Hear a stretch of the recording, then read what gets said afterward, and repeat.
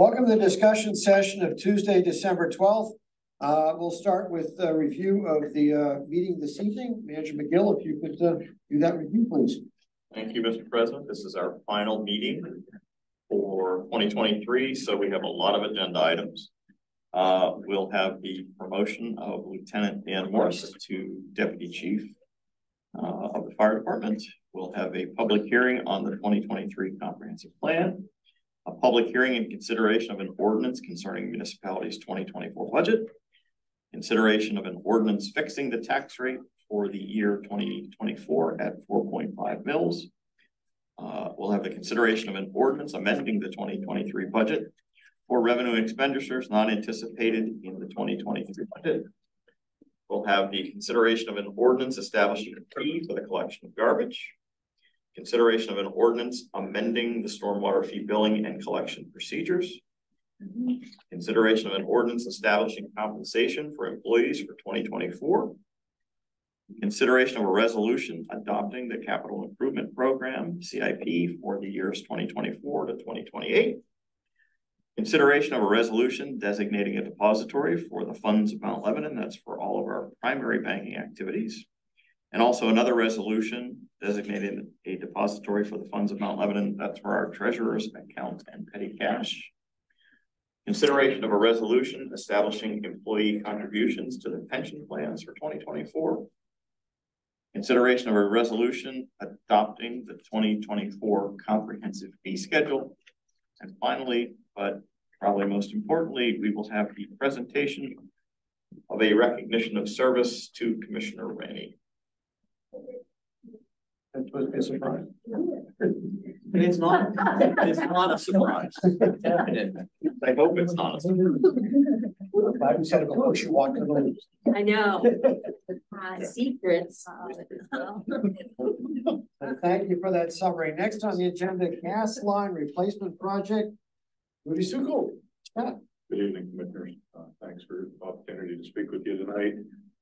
We were informed by Columbia Gas that they're going to be conducting a gas line replacement project over in the Sunset Hills area. So we wanted to make sure that the commission was aware of what they can expect here in the near future, and just give you a little rundown on the project and some of the challenges and choices that we have for this project. So first slide that I have, I've just put a few brief slides together for some examples.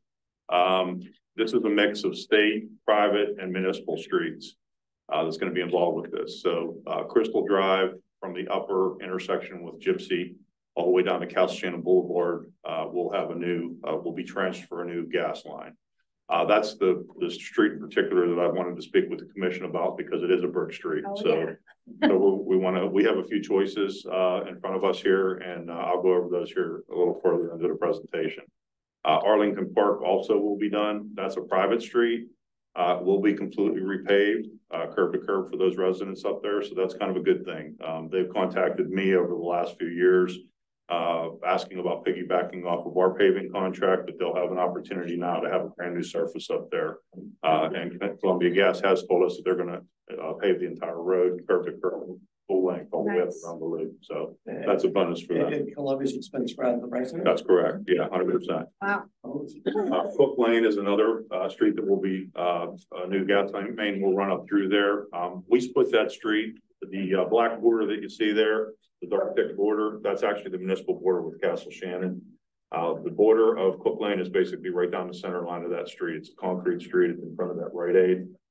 That's where Columbia Gas is actually going to start. They're going to bore underneath of the LRT tracks down on the lower part of Cook Lane to start their project and tie into their existing medium pressure lines on Mount Lebanon Boulevard and run up to Castle Shannon Boulevard. They will also be going from basically about the middle of the Shop and Save out to just beyond Crystal Drive on Castle Shannon Boulevard, concrete street. They'll be hugging the, I guess that would be the westbound lane, northbound or westbound lane. On the, well, it'll be the east side of the street actually, on the Arlington Park side. So that's the scope of the current project. We were also informed that they're going to expand this project. They're working on certified approvals now for their engineering design, which they will go all the way to Scott Road on Castle Shannon Boulevard and partially a couple hundred feet up Anawanda when they get to that point. And what they're doing now is trying to tie everything into medium pressure gas. The old systems were ounces of gas, low pressure. These new systems are medium pressure, so they're upping their pressures. It's more reliable in their words, not mine. And new pipes too. So they have older steel pipes in these areas. So moving to the next slide. So I wanted to provide, this is a slide looking up Crystal Drive, Brick Street, obviously. You're probably all familiar with it, but you can see some of the shoving of the brick, where the brick are kind of moving down the grade. This is pretty severe slope. We actually bid this last year as an alternate in asphalt to reconstruct this street in asphalt up to the upper part where the lower intersection with Gypsy Lane is. It gets pretty slippery when it rains, when it's in the winter time, obviously leaves on it and so forth. So this is about 12 to 13% slope. It's beyond the slope that we kind of had a cutoff on our original talks a couple years ago when we were looking at the brick street policy. So moving to the next slide. This is a picture from up above where it flattens out. The first picture on the left is looking back towards the slope area, back towards Castellano Boulevard. The area on the right is looking up Crystal Drive towards the upper intersection with Gypsy. And as you can see, the picture really doesn't do it much justice, but the entire road is kind of wavy to some extent. We've done some emergency patching with hot material, hot asphalt in some of these areas where there's some depressions that folks had some concerns with. So we've also actually, I think it was probably 3 or 4 years ago, with our maintenance program, we actually restored sections of this too, because it was getting pretty bad. So there was some money that was spent, maintenance money on the resetting of the bricks. There was no base repair, but it was all bedding and regrouting. So this is the area that we bid last year as an alternate. The cost to redo this area, if we would have accepted that alternate bid, was $205,000 in asphalt. That would be all new curb, all new drainage, and all new asphalt. 11-inch depth is our profile. That's our standard for slopes in areas like this. This is considered to be a medium to high traffic area. It is an arterial through the community. This and Sunset are probably the two streets that get you through Sunset Hills or into Sunset Hills and then branch off from there. Extrapolating that data, this is about a 400 linear foot length. I looked at the project area. It's about 1,440 feet total. So the other area, if we were to redo this entire street in asphalt, it would have cost over $700,000 to do this. We would never do a project that big because we're cutting too many people off from their homes. So we try to break it up, and we never do more than 1,000 feet at a time, just so people can park on both ends of the project area. This would even be worse. Yeah, this would be worse because you got the Baptist home there. That's the driveway on the left there that enters that property. And there's really nowhere to park down on the lower end of this. You have a dentist office on the right-hand side, a commercial building, and then residential units up above that. But there's nowhere to park along Castellano Boulevard. It wouldn't be safe to park along there if we were to reconstruct this. So I just wanted to give this as a reference for dollars, what it would cost to rebuild this section. What it would have cost us this year to rebuild this section complete like we do other streets in asphalt. And keep in mind, we have taken comparative bids in brick reconstruction for other streets, and we typically see about a 3-to-1 cost ratio for rebuilding those brick streets. So the gas company is going to come through along the curb and take out about a 4-foot section to put their new gas lines in. So I tried to put this together to represent what would happen to this particular street. And basically what I'd like to probably first say is that we probably have 3 options for restoration. Okay. Number 1 would be the gas company would come in, install their new gas line, hook all the service lines up, and put the bricks back in where they came from, and redo that street the way it was.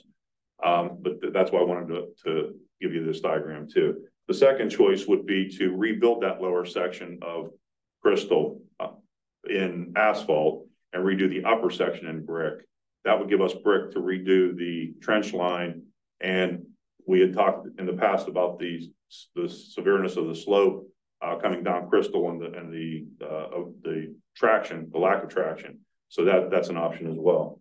The third option would be, and I'm just throwing this out there, to redo the entire site in asphalt, the entire project area.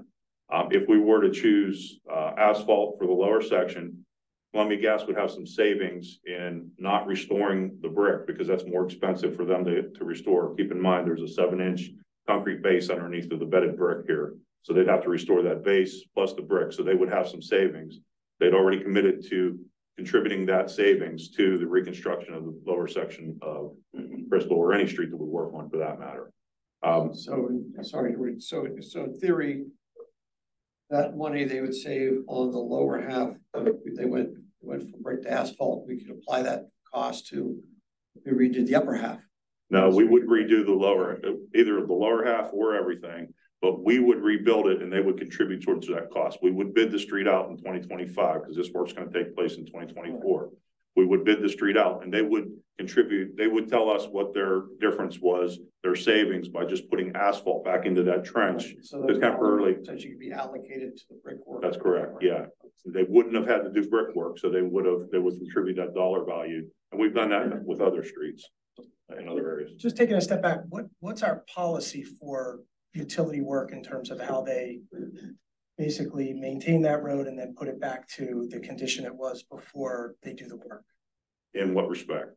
I mean, they have to match as close as they can what we have there. Now, the issue that you have with these streets, and you could kind of see it in some of this, I'm going to show you a couple more pictures, is that when you start tearing these bricks out, they're 75, 100 years old, they start to fall apart. I mean, you could see them cracked in the street if you walk the street and look closely. You probably lose 30 to 50% of the brick, even pulling them out by hand.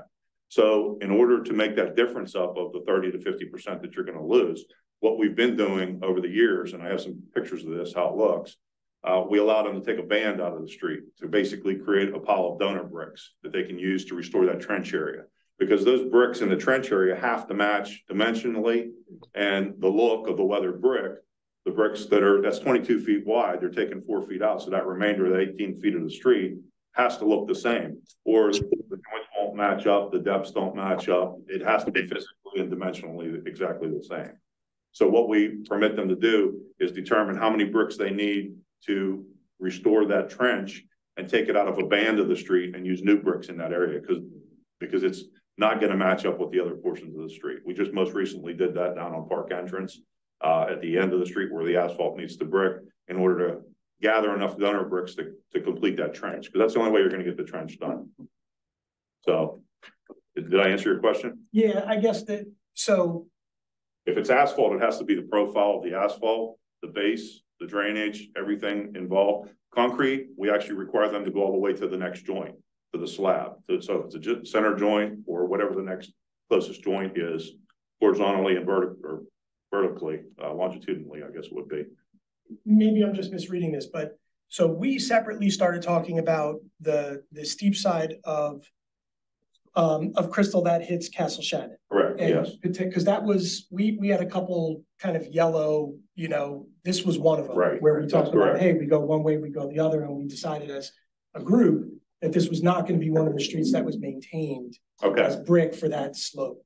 Okay. So that process is kind of put in motion. So was it the whole Crystal or was it just that No, section? That's just the slope, what I thought. Yeah. Which is what led to them. I understand that, but I wanted to make sure that I got all this out in front of the commission because it's a decision point to make. I mean, the lower side is Baptist Homes. There's a lot more slope there. It's not real. I mean, it kind of fronts property, residential property, but not really.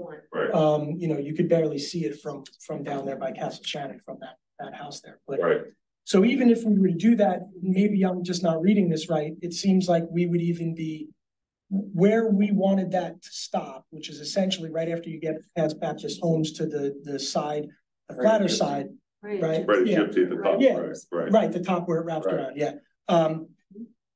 Are you suggesting that they do less brick even than that? No, because this would not apply if that's the case, because all of those brick that you remove from that lower section of Crystal would be used as donor brick for the trench up on the flatter spot. Okay, so everybody understands what this means here? Okay, good. Moving on to the next one. What do we have here? So this is a picture of New Lawn Avenue over off of Parker. This is an area where the water company did work a few years ago. So the picture on the left is the old brick. This was where the trench was. You really can tell, but you can't tell. They did an excellent job of blending everything together. But they had to take a donor section of the street, and that's what this is.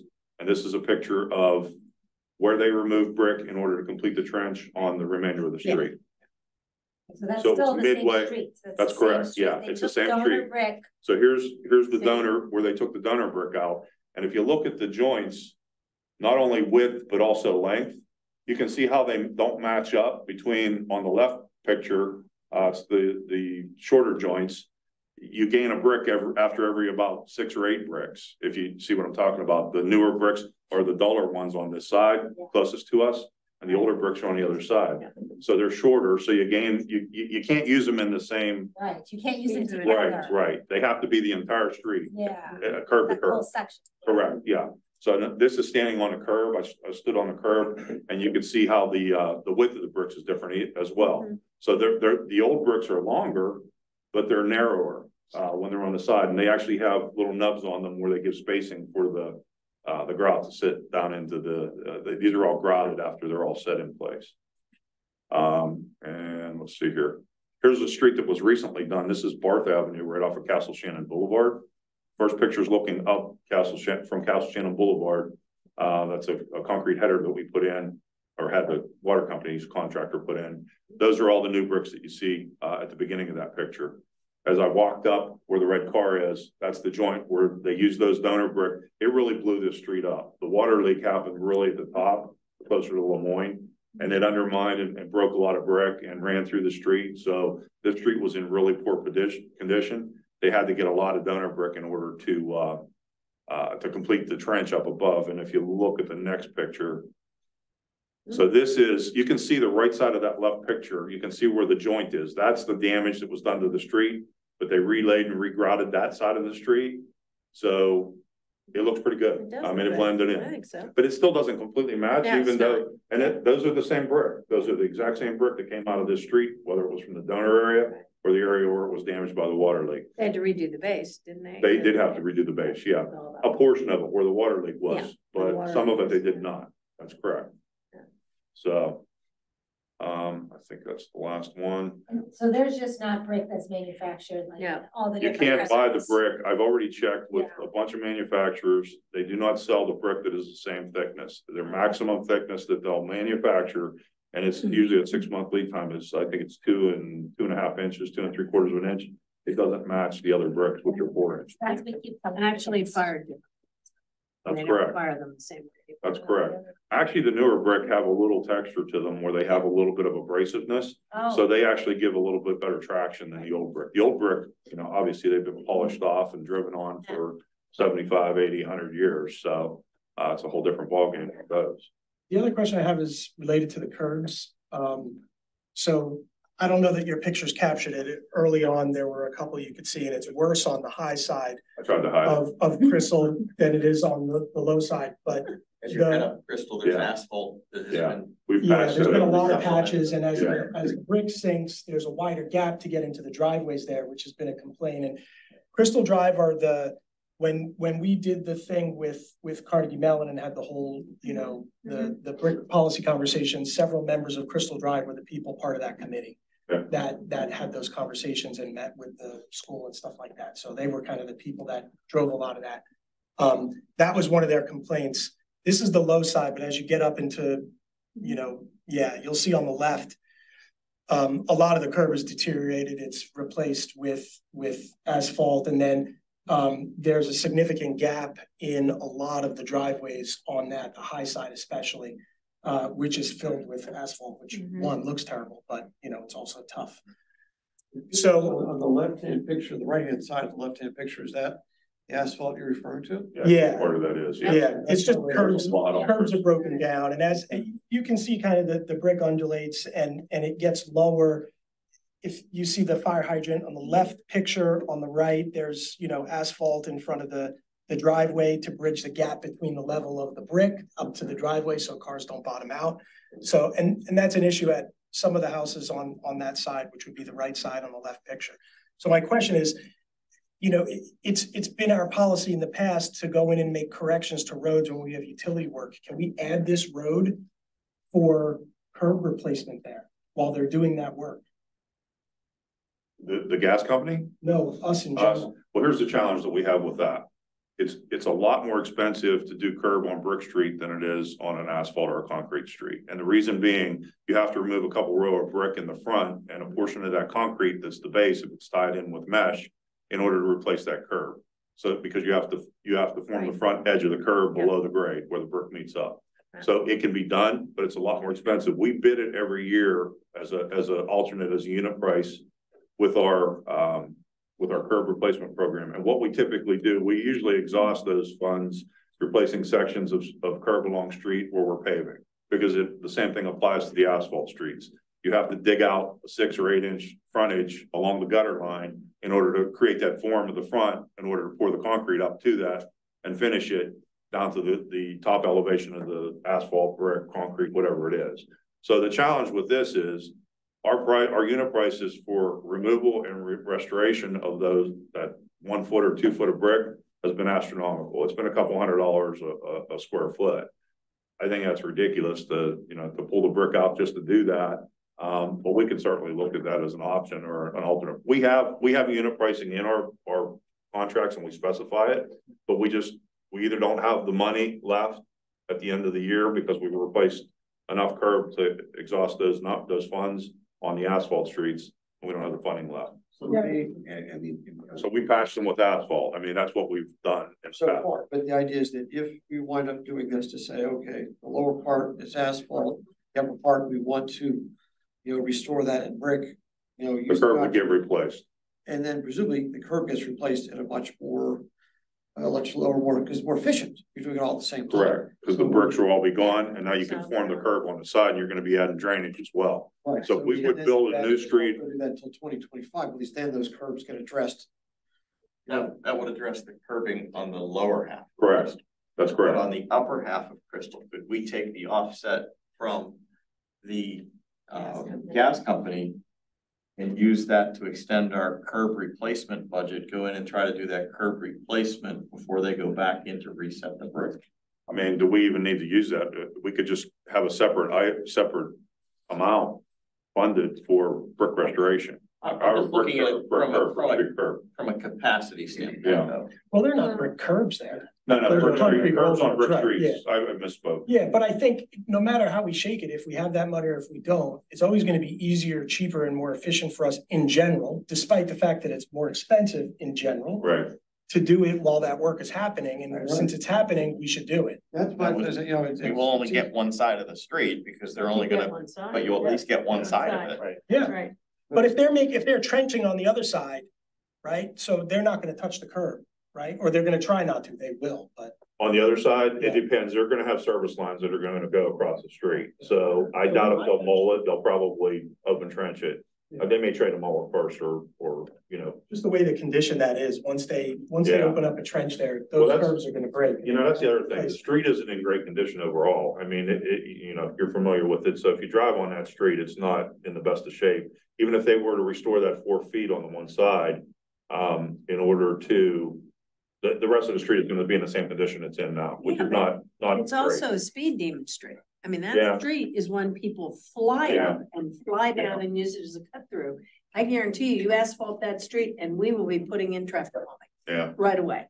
It's just, I Most live there. streets, It most is streets. like, It makes sense to I you. think from what you set up until this point, the group seems to be like on the incline asphalt, on the level brick. I Keep it think that's been commissioned. absolutely. No, I don't know if we can coordinate, I'm sorry, Steve, I didn't mean to interrupt you, but I don't know if we can coordinate with the gas company and to do that work at the same time that they're in there. That's gonna be too tough to do.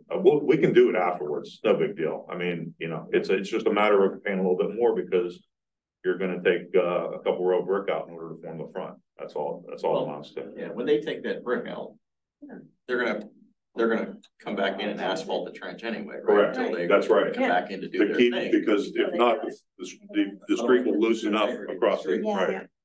So then they're gonna have to put the brick back in on the flat section. Right. Right. So when they Mhm. come, tell us they're ready to come back and do that work, that would be our opportunity to go up and do the. Right, permit. exactly. Yep, Either way, it sounds like we should know what that cost is gonna be and what the Okay. offset is that we can get from them, Yeah. if any at all. And to answer your question from before, Commissioner Gullo, we have done this in the past, as a matter of fact, Mapleton. Concrete Street. right, Utility company came through there, we would have ended up with half a street. Well, we planned to replace that, we were gonna do it in asphalt, not Yeah. concrete. So we would have ended up with Half and half. half and half, that didn't make sense, so they're gonna contribute to us doing the whole thing. All in that asphalt. was, yeah. right, That's coming. yes, Yeah. next year, That's yeah, why that trench is still there. with hot with asphalt, hot we had, asphalt in it. There's traffic calming on that section. yeah, Correct, Speed humps. yes, That'll be. and that'll all be maintained, maintained. restored, enhanced. I mean, as we move forward with conversations about brick and how we fund this stuff, Crystal is an example of what happens when you have indecision about how you handle your roads. Because this road has not been That's right. touched in a while, and it That's is clearly deteriorated to Right. the point where it's really tough to drive on. So, you know, like I know we've moved that policy forward a little bit, but we're still struggling per Rudy's comments about bids going out and coming back more expensive. Like, this is what you get when you have Brick Street, and we have to figure out how to make it part of what we do. I mean, I think, you know, we obviously put the budget we did. February, March, we're gonna see what happens from Gateway and say, well, we said, we want brick to be on that list. Let's see what streets get recommended. I've been feeling, I'd be shocked, let's put it this way, if there's not a brick street on that list, February, March of twenty Yeah, twenty. because it's the lowest PCI. Yeah. What's that PCI, do you know? 46. The upper section is 46. The section between the driveway to Baptist Home up to the lower Gypsy is 20.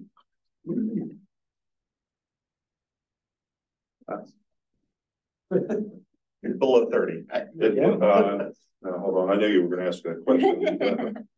Well, it's got bugged out. Oh, I got it, 46, yeah, and then the 28, Baptist Home, the lower Gypsy is 28. From the Baptist Home driveway down to Castellano Boulevard is 46, and the upper section from Gypsy Lane to Gypsy Lane is 46.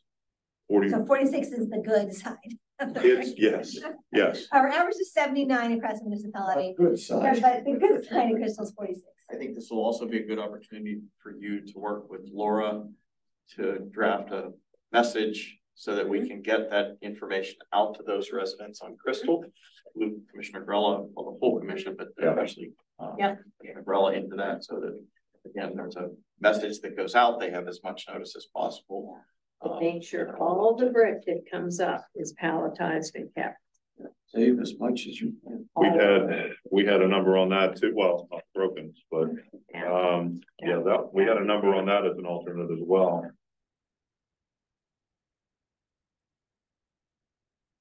Which was $67,500 just to palletize the bricks on the slope section of Crystal. But That that'll, doesn't include storage or anything else, just the palletize. Yeah, if we don't move them. Maybe there's some, but that's a red brick too. It's yellow brick in my neighborhood, but Red are hard to find. There's not that many red yeah, streets no, left. there aren't. Yeah, Plus, we know whatever gets saved will be used on the flat part. if we sell Right. it. at some point it will, sure. Yeah. We'll use them, yeah. Exactly. So sounds like you've got direction from commission. Yes. Beautiful. All right. Any other questions for Rudy before we move on? Thanks All for right. preparing. Thank you, Rudy. Okay, thank you. Appreciate it. Thanks. Next on the list, cooperative financial operations agreements, Andrew McCurry, come on down. We just volunteered you for everything. Taken out. Cooperative financial operations. Cooperative, I heard Walker, I apologize. Operations. Well, in order, as you know, I'm the fiscal officer of the municipality, one of them. I'm more than happy to hand deliver the Crystal Drive notices for this trench repair. Because I'm gonna hear all about it, so I might as well get ahead of it and be asked, what the heck is going on the street? Right. Yes, yes, so if I'm late to work, you'll know why next year. And why, Mr. Grella has volunteered to go with you. I'll do one side of the street, you do the other. All right. I'm glad you were here for that presentation. Yes, I get the odd side, you get the even side, if you know. There's actually, I think there's 2 people on the high side, your side, that redid their driveway and their aprons in the last year and a half. There you So go. I'm sure they'll be happy to hear about that.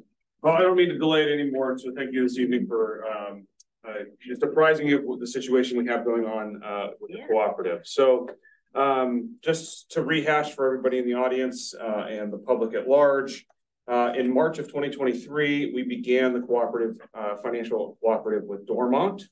It has been very, very successful. At the time in March, we met with the DCED and representatives from the DCED. We met with probably 15 DCED representatives, maybe 10 to 15 representatives. And they're very interested in what this is and what it looks like. And so they've wanted to be kept apprised of what was happening. So we met with them again in September. And when we met with them in September, we'd had an inquiry from Etna Borough. At the time, we had just had some preliminary talks. I believe they've been speaking to Commissioner Flynn and folks at Connect about what we were doing, and they were very, very interested on how this could work to help them out. And we are better together, and these smaller governments have a tough time lifting the finance side of it to help them out without costing a bigger municipality like us any time and resources. So we need to make sure that we're protecting ourselves as well. But that being said, we had those conversations in September, and what our conversations came from DCED were a couple of things. One was, hey, is there any support that can be given to these municipalities? Because it's a big lift to get this off the ground. And what I've learned, and lessons learned from the Dormont Cooperative, is the software needs to be exactly what we use here, not a part and parcel. Right. So their ERP system, they being Dormont's ERP system, is different. Everything else is the same, but the ERP system being different is a very, very big time suck. And unfortunately, we're not changing that. I've committed to that, and it's not a big deal. I've been able to work around it. But moving forward, we need to make sure. And so that's where the DCED comes in. So can they help there? Mm-hmm. The second thing is we want to make sure that if we believe, we being us in Dormont, believe that this can be duplicated. And so the experiment really is, can it be duplicated within our cooperative, making it bigger, but also throughout the state. And so we've apprised DCED, say, hey, please come in and talk to us, follow us, have weekly calls, bi-weekly calls, whatever it is. Let's write a white paper up to say, if anybody wants to do this in the state that's a larger municipality that can help lift some of these smaller municipalities, let's see if we can write a white paper on how it would work. So they're currently proceeding on how they would like to do that. And then the third thing was the money side of it, right? So DCED will be helping in technical assistance with some of the Etna Borough stuff because they need some help getting up to snuff before they hand over to us. Right. But there's also the money piece as well. So we got exciting news on that. So we met with DCED in November, and they will be applying to at the end of January for their cycle run for a grant to pay for 2 years at half the cost. Mm-hmm. So that is exciting news. The DCED is very supportive of it and is ready to move. So part of that. This may be a dumb question, but like, what's the benefit?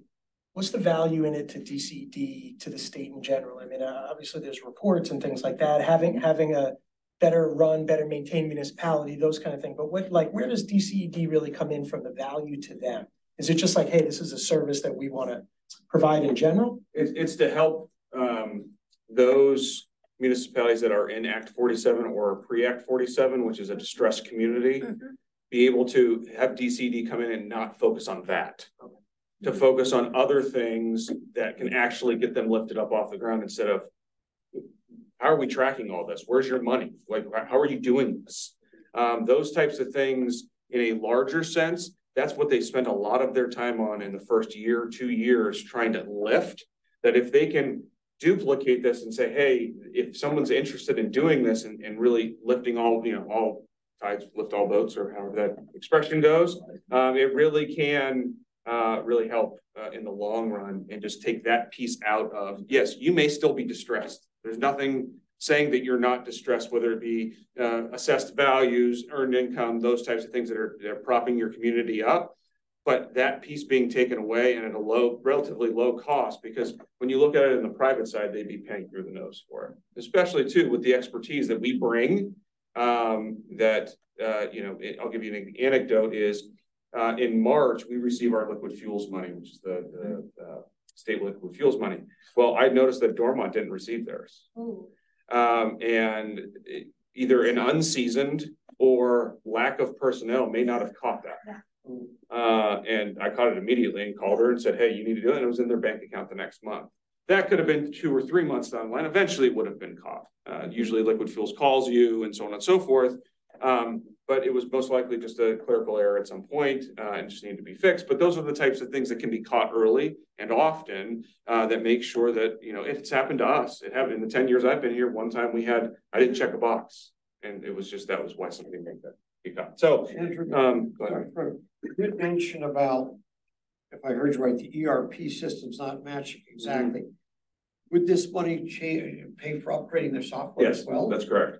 That's correct. So all in costs for 2 years for each borough, moving ahead to that, is close to 90 to 95,000 for 2 years. That's 2 years worth of costs all in. That's software, buying new software, the annual maintenance fees, personnel. They're going to be contributing towards the person we were going to, the part-timer we're going to hire here. They'll contribute towards that as well. So all in 2 year cost. What does that represent as a savings for them? 50% off for them. Oh, what they do. Yeah, now. Okay, 50% off. Yeah. And we're right in for Churchill Borough, we're about what they pay now. But they're going to get a whole lot more because they're running on QuickBooks right now, which you should never be running fund accounting on QuickBooks. Right. They've no view into their system the way they're going to get it with us, and they're pretty up to beat. I mean, they're really a good upper management staff that's ready to go, and I think we give them those tools, and they'll already know where to go look for everything that they need. So, so that's in late January. So the timing of this. Presenting to you this evening, at the commission, Churchill and Aetna are passing their resolutions for that grant writing process. So they'll be doing that in January. Agreements will be before this commission in January of 2024. So Mr. Weitz and myself and Keith will get together and we'll make sure those agreements are squared away for the cooperatives. We cannot start until, if we want that grant money, we can't start anything until we have the formal letter that says, hey, we got the grant. So most likely early February is when we'll be able to even start kind of finalizing some agreements, start doing finalizing like software agreements and those types of things. We'll start the hiring process here in February, mirroring much what we did last year. In March, we'll start the transition process. We'll be hiring one spot, one position? Yeah, okay. we'll hire one part-time, part-time position. That's correct. And it's worked very, very well. Okay. The reason we're doing 2 now is because the size of the 2 and the redundancy of things we already have here, some capacity that we're building with the part-timer we have now, we'll have plenty of coverage for all 3 municipalities. We'll start transitioning their books, implementing conversion in March. Churchill will lead us off. Aetna does have some work to do before they hand off. The go live date for Churchill will be April 1st, and we'll get them up off the ground. And Aetna will be, follow suit thereafter. So very similar to what we're doing now. I have all the confidence in the world in myself and the team to be able to lift this off the ground. And I will say that of all the people we've met not only DCED, but I've met with their council of both boroughs. I've met with their upper management staff. They're all excited and ready to move. So I think they're excited to get this off the ground. They're in a much different situation too than Dormont was as well, coming out of what Dormont had come out of the prior year. So we should be able to hit the ground running and go. So cool. That's great news. Yeah. Very good. You have any questions? I have no questions, but as Andrew knows, I'm very excited about this. Yes. I run into lots of municipalities who run QuickBooks, and it is always a problem. Invariably, right, there's just all kinds of reporting that just can't happen, and there's so many of these municipalities in this region that are just struggling, and this is really going to be transformative for a lot of these little agencies still. Funny, as we've been talking about this, I was thinking back to the newly elected officials course, which is now, 6-7 years ago. And I remember talking to one of the elected officials from Leedsdale. He was like, yeah, it's me and like the office manager and the two of us sit in a closet. It's like, how do you get done everything that you need to get done with like 1.5 people for an industrial kind of municipality with a lot of. Well, I think there's lots of those. Yes, there are. And this model, whether it be Mount Lebanon leading the charge, there's different avenues that can do this. The state can do it themselves, if they do it right, there's that possibility. A county could do this, absolutely, could lift this. And a COG could actually be a logical one to do it. Exactly. So that's why we want DCE to follow this to see if it can be replicated. We may stop at 3 and be done, right? And just call it a day, but then say, this is what you can build upon. Because really they're layering on top of what we do well here. It's funny you mentioned the white paper. I remember back when we were talking about neighborhood aid, there were organizations that were standing up and call them white papers. It was almost like online hubs of how to start kind of what we did with neighborhood aid. And it was all happening at the same time. It'd be interesting to do that with this, and whether it's DCD or us or somebody who puts it together as a model that can just be dropped into these other places. Yeah, and our intern's going to help with that this summer. Nice. So some of the hours they'll help there as well, some documentation there. But also the reason we're trying to hook into DCD is because it was quick and a turnaround in 3 months to have grant funding for them. Right. It's not helping us. I mean, either way, Mount Lebanon's getting paid our administrative fee and the hourly rate. Like, it's no skin off our back in any way, shape, or form. It's really to hook into there where in 3 months they're going to be, put to the top of the list for some grant funding for 2 years. Nice. Well, I hope you get some good GFOA presentation time for this. Yeah. We have put in for a presentation in this. Good. You should. All right, anything else? All right, thank you, Andrew. See you again. Next, the Snow Angel Program, Greg Wharton.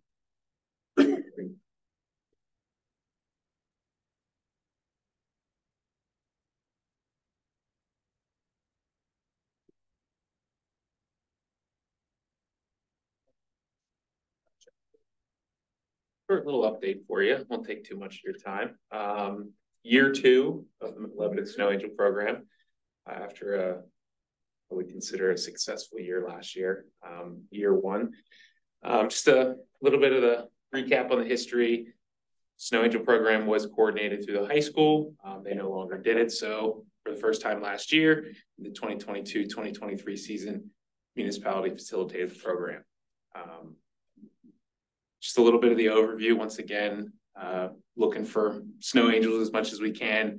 The program is basically just a volunteer community service program that looks to match Mount Lebanon residents that are in need, and then volunteers that are willing to assist. And those sidewalks we always talk about, they're utilized daily by students, by residents, by people who are just walking through the community. So cleared sidewalks during those winter months are really a key thing. But again, the role of the municipality is just to facilitate communications between the residents and the volunteers. Just we kind of act like a clearinghouse, kind of a pipeline. And then those sign-up sheets are published everywhere. Lebo alerts, website, magazine, Facebook, 710, everywhere. So, and again, we're really looking for more snow angels. I got a couple numbers for you later, but again, to recap on what the snow angels are, must be 15 years old or older, or just be accompanied by a parent or guardian. You bring your own equipment, you shovel snow at your own convenience. We've had people that have asked when the best time to do it, and my response is whenever you're available. You're giving your time to the resident. It's really whenever you can assist, and that's really what's kind of been a good thing for a lot of volunteers is they understand that they might have to come after work from when they take their kids to school, or even on weekends. Sometimes I know if the snow falls on a Monday, you're going to have to kind of get to that sometime soon, but it's been a big thing for a lot of volunteers. They're able to kind of shovel at their convenience, whether it's early in the morning or late at night. So just a little bit of statistics, even though they're not too flashy. Last year, the 2022-2023 season, we had 34 snow angels registered. I think on the initial publication of the sign up sheet, we had 27. And then I would say our cap was 34. And then we had 29 residents in need that we were able to match. And one kind of interesting thing I found out was the snow angels ranged from high schoolers to actually a couple senior citizens that were able to help. So it was really great to kind of see the whole broad kind of spread. What's the demographic profile of the residents? Is it mostly older? I would say mainly residents or mainly elderly residents. We had actually a few residents that would email me asking if physically disabled or homebound residents were able to sign up, and I said absolutely, any resident in need. That's why I'd say resident in need. We actually had a snow angel who was we actually had a volunteer who was a snow angel last year. I emailed him to see if he was able to do it this year, and he actually was injured, so he wasn't able to do it. And I said, if we can get you a snow angel to help you out this year, that would be good. He told me it would be okay, that they were able to find out some coordination with I guess the family members in the house. But then this year we actually are at 36 snow angels and 37 residents in need. We actually dropped a little bit of snow angels last year. I think we went down to about 31, and then we gained 5 new ones. So again, always looking for new snow angels to help out. And then one interesting fact is, I think this was sent out earlier this year. This was actually published on the 1st of January. The Almanac did a little article on our program, and that actually helped. I think we got 2 snow angels from reading the Almanac. So it was actually a big help, which any publication for that is great. So again, looking forward to another great year. How's the proximity work? Like, we actually have a decent, this is what I was going to mention on the map that I have. We have a lot of snow angels and residences that are up north of the municipality. I would say Ward 1, Sunset Hills, there's a lot, but towards the south, kind of closer to the Galleria, there's sporadic, there's not as much, but definitely a cluster in the north part of the municipality, which was interesting to see. I'm not entirely sure. Maybe it might be the kind of grid system they have up there in the northern part of Ward 1, but I'm not entirely sure why there's a certain cluster up there, but we're glad to have a good balance between residents and angels up there. Both. It's a good balance. We don't have any areas that are too heavily residents or too heavily with residents in need or too heavy in snow angels. So, but it's definitely looking to grab more people. It's always good to have more, and then just in case somebody isn't available, we could reach out to an additional snow angel and say, hey, this person isn't available for the remainder of the year, or they're out of town on vacation. Could you assist? So that's actually the case last year. We had a few people who were not matched with anyone, and I actually were able to reach out to them and say, this person contacted me, is not able to assist for the next 2 weeks. Are you able to cover? And it worked out. So, So Greg, just to be clear, the program is really to have a snow angel help keep a sidewalk clear. It's not for shoveling a resident's driveway Or there.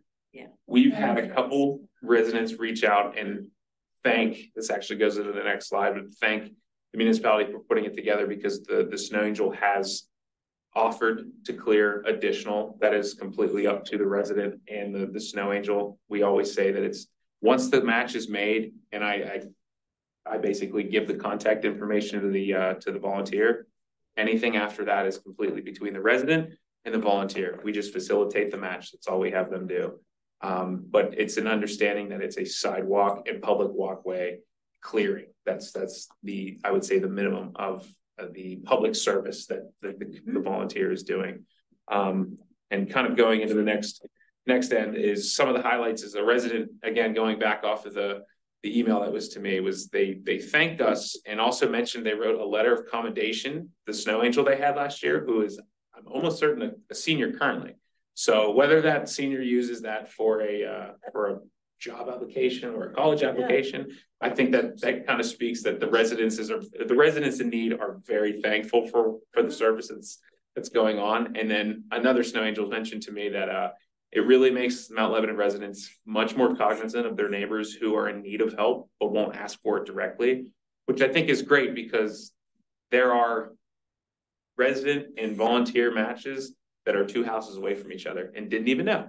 But this program is able to make that connection because that person who may need help won't ask for it, but this is a way we can make that done. So, and I think there was probably close to 10 people or 10 matches last year that when I reached out a couple weeks ago, they said, yep, I have no problem covering them again this fall or this winter, I should say. So Good. Right. Our junior commissioner is in the audience. Hopefully she can help spread the word. Always looking for more, the more the merrier. And like I said, it ranges from high schoolers to senior citizens who are able, so. I think it's great taking over this program. It was kind of like a joke with me and my neighbors when the high school was running it. I think I had calls in 2 years in a row, never got a call back. It's good that we have kind of the resources behind it to make the program run. I think the outreach that we have to every household, like in the magazine, I think that's just huge. It goes to every home, even businesses. So it's definitely an advantage that the municipality has. And it's great too to see that the residents are much more aware of just not even snow. It's more of my neighbors may need help, and I'm much more inclined, or maybe more inclined to go assist them in other, tasks. So I just think it kind of escalates that assistance level. So, but it's a good program. I'm happy to do it. I'm happy to continue on to next year into year 3. So, right. Commissioners have any other questions, comments? Right. Maybe we'll have some snow. Yeah, maybe. Last year was very mild. It's very mild. We did have a snow angel actually respond to me this year saying that every time the snow fell last year and they went out to offer the assistance, the resident said, no, I was able to sweep it off with a broom. So hopefully we'll get a little bit more. Hopefully we'll stay the same with the amount of snow we get, but we'll see. That's why we have the snow angels ready. Very soft opening, if you will. So, right, well, thank you. Appreciate the update, Frank. All right, next, new advisory boards, Ian. Yes.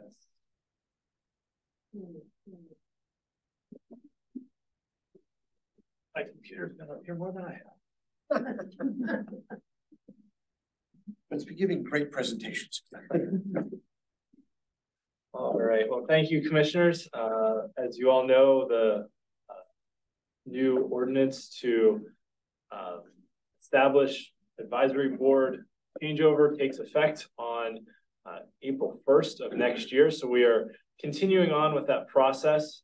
As we all recall, the 5 new advisory boards are community engagement, mobility, parks and recreation, economic development, sustainability, which we've colloquially called resiliency, and financial management. So this is actually, I have to give a shout out to John Trant, who did our commission retreat last year, had these little symbols in his presentation, so I borrowed them from him with his permission.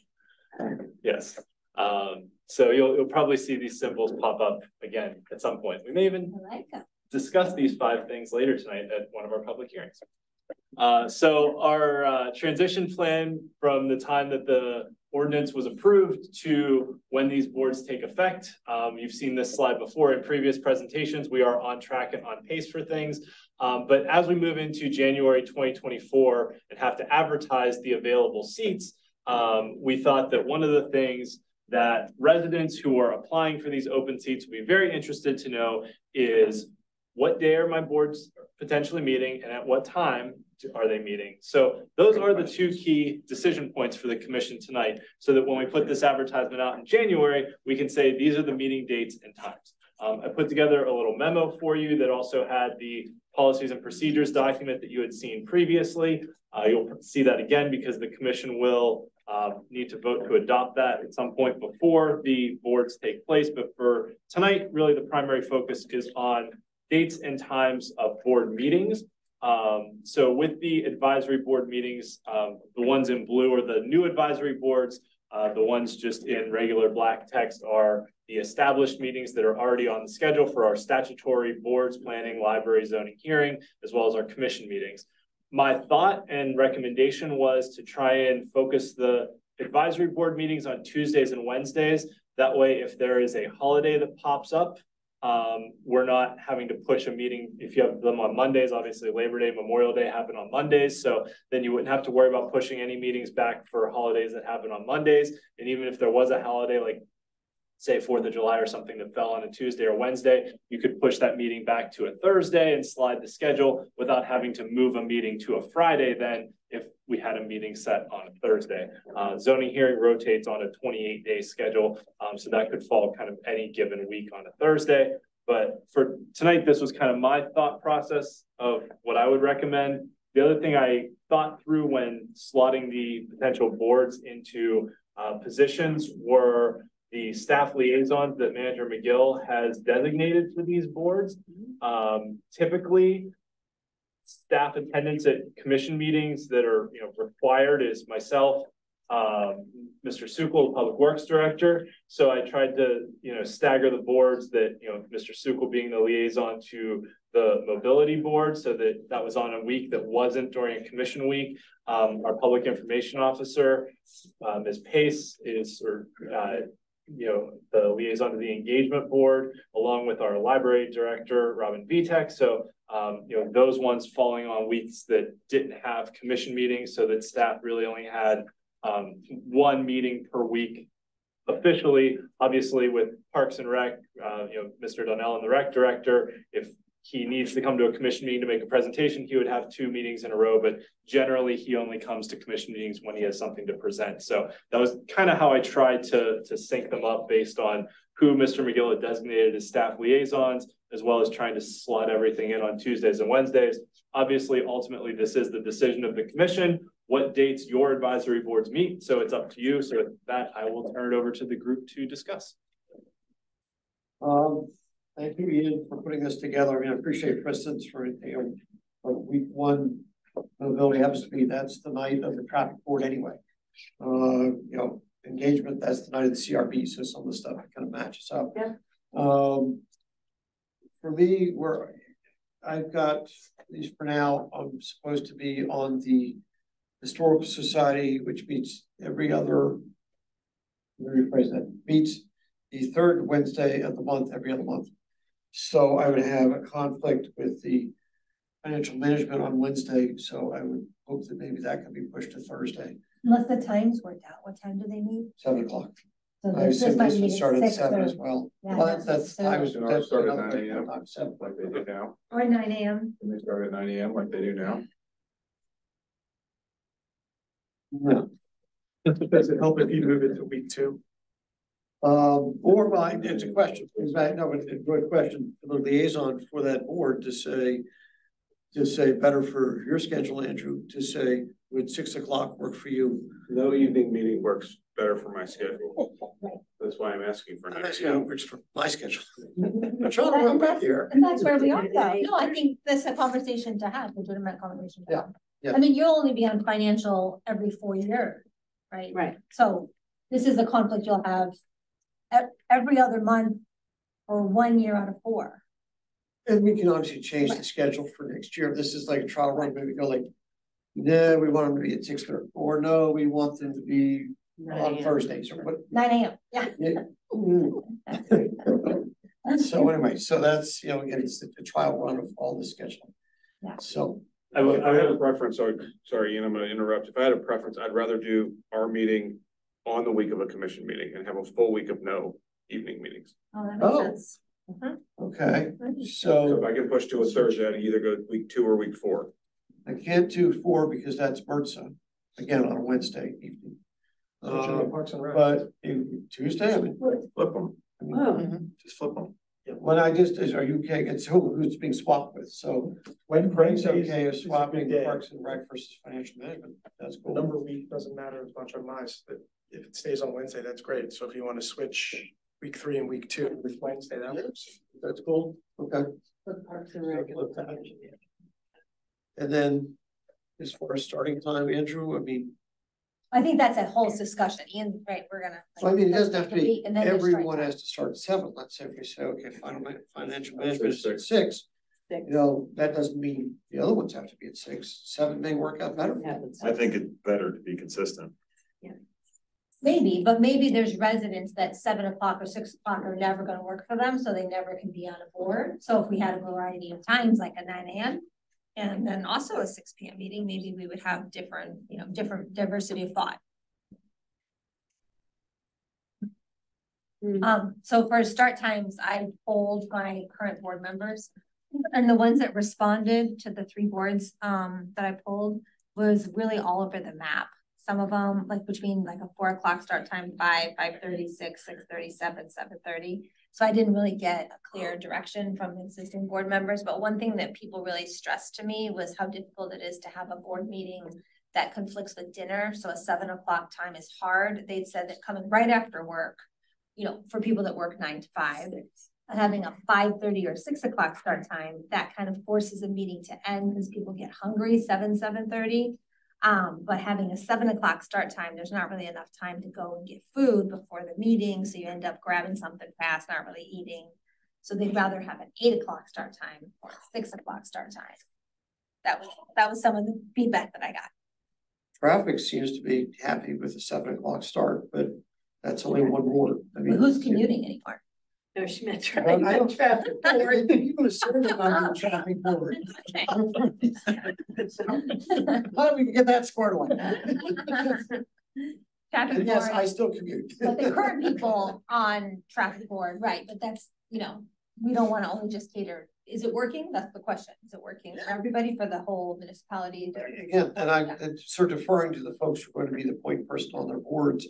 You know, for instance, trying to deference to liaison to the finance board, but for the others, I don't know if commissioners have a strong like, but Parks is what's 6:30 or 7? Right now, Parks meets at 6:30, and that's Phil Weiss and Rudy Sukol, who are at every single meeting. They start very early, and it ends up being a very late day for them. So I think they'd rather start much earlier than 6:30. In sports start. Sports meets at 8 PM, 8 which, p.m. yeah, wasn't that lovely? Oh, Lovely. ugh. I would think from, and the staff people in the room can jump on me from behind if I'm wrong about this, but I would think generally staff would probably prefer 6 to 8 if we had to pick, because being able to stay through work, especially for those that may live on the other side of rivers, can't go home and then come back for a 8 o'clock meeting. So they would stay here. Yeah, 7 o'clock. Yeah, sorry. yeah. So I would say 6 would probably work better. I would also say 6 would probably work pretty good in the event that it gives people who are working time to commute, but it also, you know, in the event that one of these boards needed to get advice from the solicitor and have a brief exec session before the meeting, they could start that at 5:30 or so, still hit that sort of after work time, but not be like right at 5 o'clock. So I would say 6 would be good. 6. I'd like, if I may, you know, with all respect to our retiring commissioner, the commissioners that are going to be Yeah, having, you know, what works best for, you know, Mr. Krell, Mr. Flynn. 6. You prefer 6? I prefer 6. Okay, anybody else have strong feelings? Probably talk to the group. we can't talk to the group because we have to advertise to the residents and then fill in. Yeah, I think we're kind of. But we can ask, Advertising. yeah, we can ask staff liaison though. Date meetings. Yeah, Are we doing all of them for the whole year or just the first? Yeah. one? and this will be the time probably indefinitely, you I would know. just do 6 to 8 for every meeting. 6 to 7:30, not Just, 7:30. You know, they can run short. They don't have to. Yeah, Right, well, they don't only have to advertise the start time. Yeah, they have no idea. Right. Yeah, I kind of like that, I think. Do you like 6 p.m. Yeah, start? I'm good with Yes. earlier, yeah. PM start? Andrew, you okay with 6 p.m.? Yep, All 6 right, PM. cool. There you go. So we're gonna start time. And, no comments from the peanut gallery. 6 PM start. Right, and we got the days of the week squared away when they meetings. Yep. All right, Ian, anything else you need? That's all for right now, unless the commission had any questions on the policies and procedures document. Like I said, at some point you will have to vote to approve this and ratify it. I know the commission's seen it before and you'll see it again, so you can take some time to look through it and peruse it. And if you have any questions, feel free to let me know. We are on pace and on schedule. The other piece of this that the commission had requested, and there's examples in here, we are going to attempt to standardize sort of the order of business and then the agendas for Right. these boards, so that they're Yeah. all the same, so that resident will know where to find information regardless of which board they're on. So. And do we know who our staff liaisons are for all of I them? do, Yes. I know mine. Yeah, on appendix B, these are the liaisons as appointed by the Yeah. municipal manager. And again, while Commissioner Flynn is looking at, you said we need to sign off on, you said there's another decision point.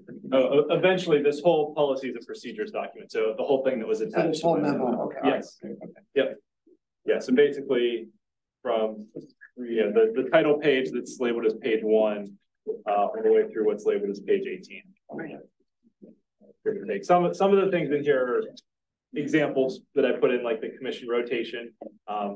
Obviously, the commission will decide at the reorganization meeting, what liaison spots you want to have for what boards. This was, I kind of threw this in here as appendix C, that if the commission wants to rotate on a 5-year cycle so that each commissioner serves each board, you have the ability to do that. If one commissioner wants to stay on a board for their whole tenure, you have the ability to do that too. So I just put it in there, the sample, so you could see how it could potentially.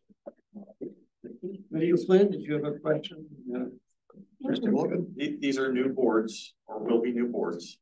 So we will learn as they are in place, and we may need to make adjustments as we move forward, but this is a place to start. Yeah, looks good. Yeah, I think it's gonna be fun. All right, cool. Any other questions? It's good. Thank you, Ian. Thank you, brother, for coming, Ian. This might be the first time in my career that I've finished a presentation.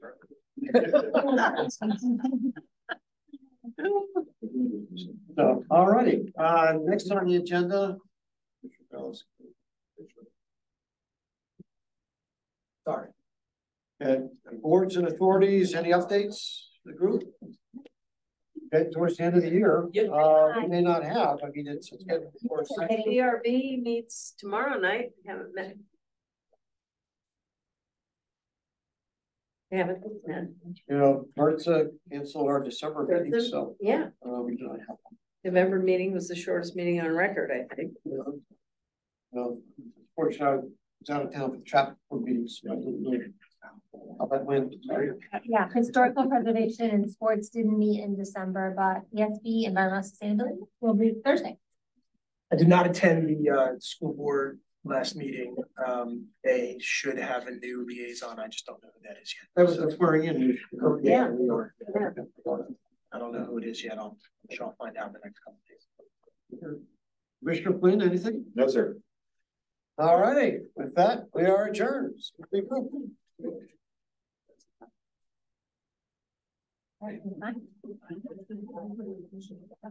Let's prepare.